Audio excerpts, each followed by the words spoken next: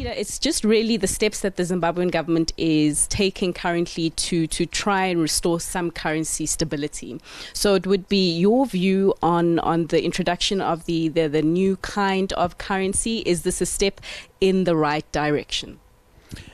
Fifi, let's actually start off by saying that there essentially isn't a new currency that has been introduced.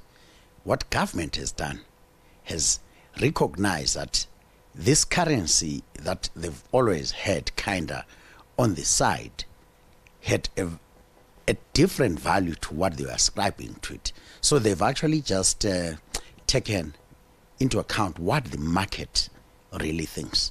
So they've now actually formalized that. That's really what they've done, because the RTGS, they now call it the RTGS dollar. RTGS is only a form of moving money. It's the real-time gross settlement system. So you essentially had a lot of this money not backed by actual US dollars. So now if you price it correctly, maybe you start getting a proper sense of it. I think, though, Zimbabwe needs to ensure that it brings back its productive capacity. It brings back its capacity to earn meaningful foreign currency. It gets back to proper levels of employment, make sure that the economy is working.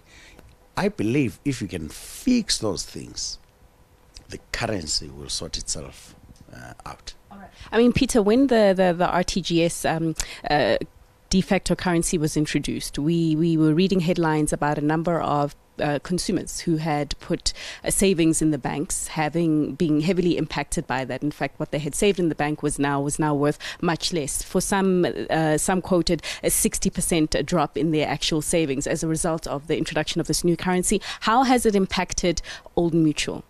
Well, starting point, we are possibly the biggest custodian of the nation's savings in Zimbabwe.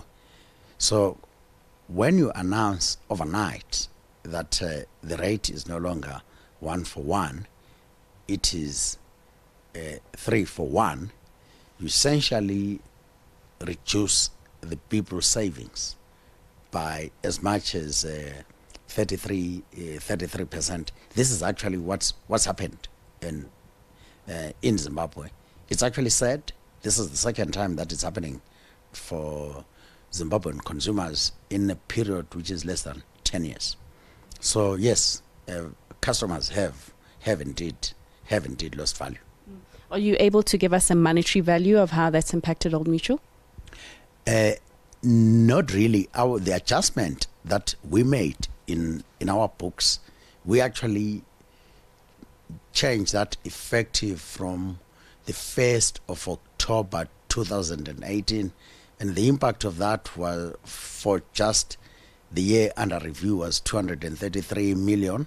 I think the impact on our NAV might actually have been to the order of about 1.3, maybe 1.5. I don't have the exact number with me, billion rand. So that's actually been the impact for the Old Mutual shareholders. Sure. Are you paying dividends there? Well, we actually can't remit dividends. That's actually why I've certainly been desirous of having the change much sooner than we did, because all the profits, by the way, our business is making very good money in Zimbabwean terms, but you simply cannot remit those profits to the center. I mean, Pick n Pay's Gareth Ackerman was saying the same thing, that operating conditions for Pick n Pay are good, but the problem is you've got money that's stuck there that you can't get out. How much do you guys have stuck there? I don't have the figure right in front of me right now. I won't be able to come back to the show and talk about it. Yeah. And Peter, I mean, when President Mnangagwa was sworn in, he essentially spoke of a new dawn in Zimbabwe, this new dawn that was echoed by President Ramaphosa. Since Mnangagwa did take over the reins, have you experienced a new dawn in Zimbabwe? I must actually say, it's a mixed bag. When he came into power, there was quite a lot of excitement. You might actually recall he talked about Zimbabwe being open for business. But some of the things that we have seen have actually suggested that they have gone backwards. It's good that he's actually announced a presidential advisory commissioner.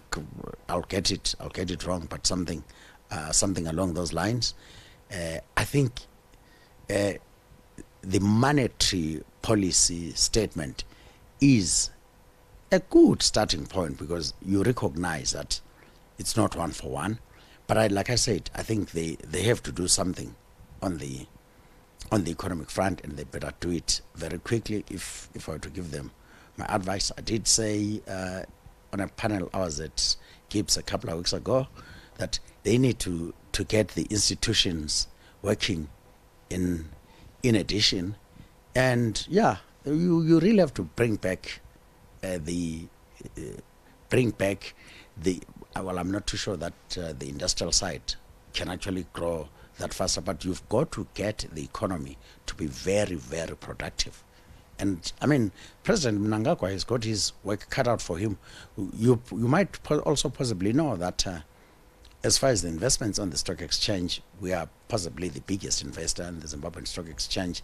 We're possibly the biggest property owner in that country. So it's in our interest that it succeeds. I have written to the president that we are actually happy to come to the party, but the conditions, government must create the conditions that enable us to deploy the capital that we have tied up in Zimbabwe.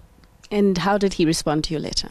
Well, I'm still waiting for a response. I've asked for a meeting date. Our people are working on that.